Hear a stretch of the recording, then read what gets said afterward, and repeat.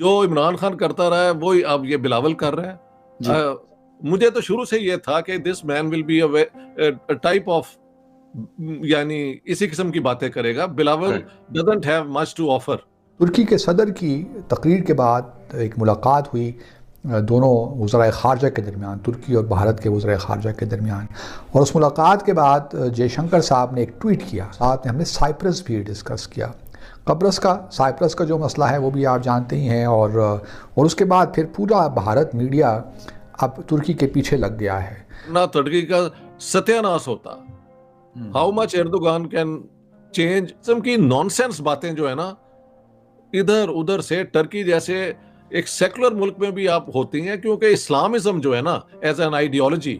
اور شاید ترکی اب ریئلائز کر رہا ہے کہ بہت زیادہ تنقید کی بھی بھارت پر ہم نہیں کریں گے. میں کہو کہ لک انورڈز انٹو پاکستان، جو ہو رہا ہے پاکستان میں مائنورٹیز کے ساتھ. اور لیکن اور یہ ایک بڑا میں سمجھتا ہوں کہ اینوڈائن اسٹیٹمنٹ تھی، لیکن بہرحال کشمیر کا ذکر کرنا اٹ سیلف واز امپورٹنٹ. 2020 میں بھی بلکہ 2019 میں جب بھارت نے یہ غیر قانونی اقدامات کیے تھے 5 اگست 2019 کو، تو اس وقت بھی اس سیشن میں بھی ایردوان صاحب نے بڑے سخت الفاظ میں کشمیر کا معاملہ اٹھایا تھا اور کہا تھا کہ اس کو یو این کی قراردادوں کے مطابق حل ہونا چاہیے. لیکن اس بار اس U N G A session سے پہلے ہم جانتے ہیں کہ سمرقند میں شنگھائی کوآپریشن آرگنائزیشن کی میٹنگ تھی، اور اس میں سائیڈ لائنز پہ بھارت کے پرائم منسٹر اور صدر ایردوان کی بات بھی ہوئی تھی. اور شاید ترکی اب ریئلائز کر رہا ہے کہ بہت زیادہ تنقید کی بھی بھارت پر ہم نہیں کریں گے، لیکن ساتھ ساتھ ایک ان کا اصولی موقف بھی ہے، اس کو بھی وہ سامنے رکھتے ہیں. اس لیے ترکی بھارت کا ذکر ضرور کرتا ہے. اب حالانکہ ایک سافٹ لینگویج استعمال کی ترکی کے صدر نے، لیکن وہ بھی ناگوار گزرتی ہے بھارت کو.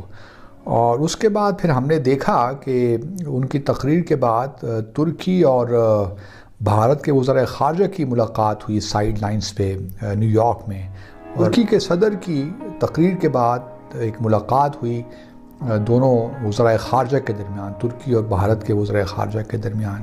اور اس ملاقات کے بعد جے شنکر صاحب نے ایک ٹویٹ کیا کہ جی میری ملاقات ہوئی اور ہم نے دو طرفہ تعلقات ڈسکس کیے، یوکرین ڈسکس کیا، اور ساتھ میں ہم نے سائپرس بھی ڈسکس کیا.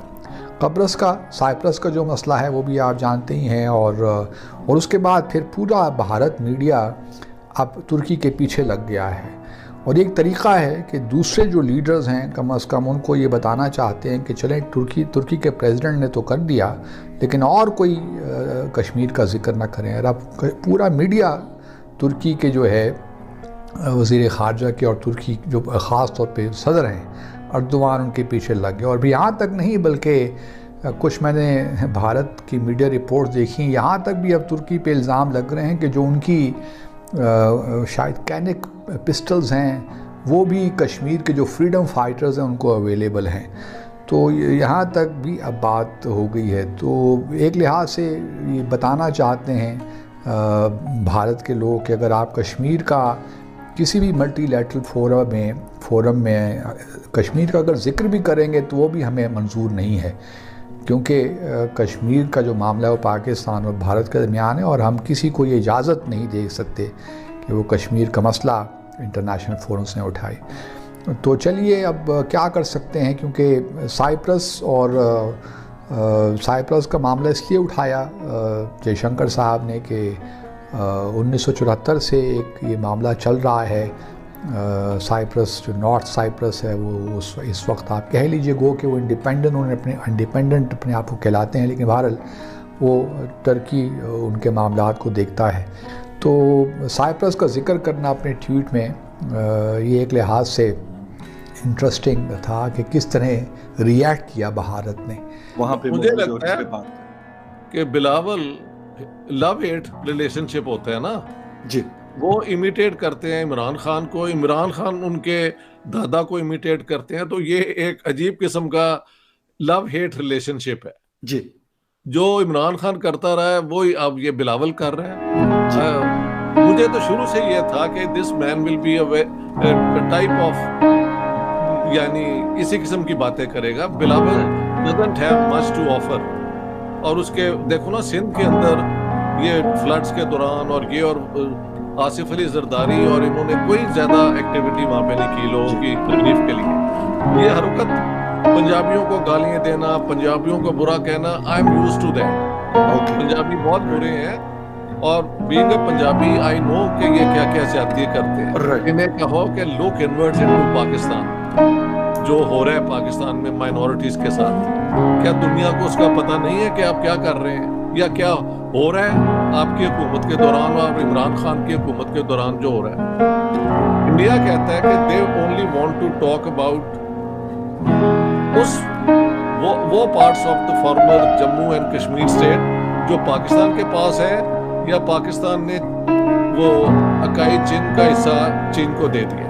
لہٰذا کشمیر ایک ان کا اٹو ٹنگ ہے اور اٹو ٹنگ کا ایک حصہ پاکستان نے انلیگلی آکوپائی کیا اور انڈیا کا ٹوٹل ہولڈ ہے اپنے کشمیر پہ. وہاں پہ وہ اتنی ڈیولپمنٹ کر رہے ہیں، ریلویز لے آئے ہیں، ایک سورہ دنیا کا سب سے اونچا برج وہاں پہ بن رہا ہے.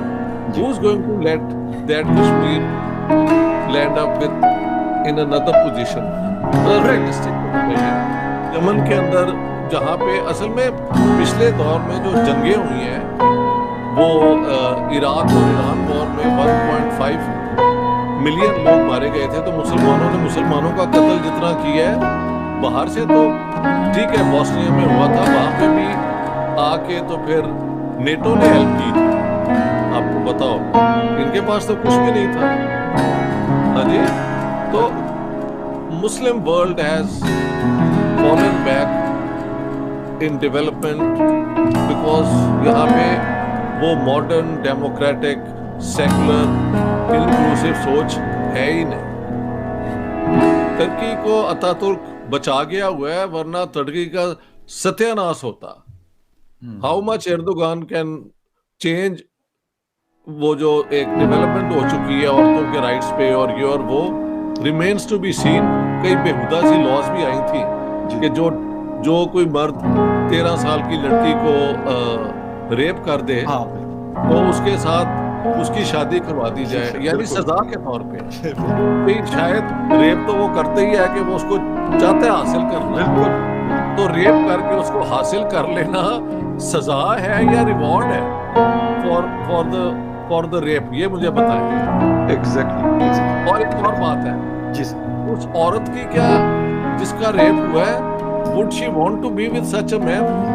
کبھی انہوں نے یہ سوچا ہے؟ یہ اس قسم کی نانسنس باتیں جو ہے نا ادھر ادھر سے ٹرکی جیسے ایک سیکولر ملک میں بھی آپ ہوتی ہیں، کیونکہ اسلامزم جو ہے نا ایز این آئیڈیالوجی اس میں کوئی پروگریسو ویوز نہیں.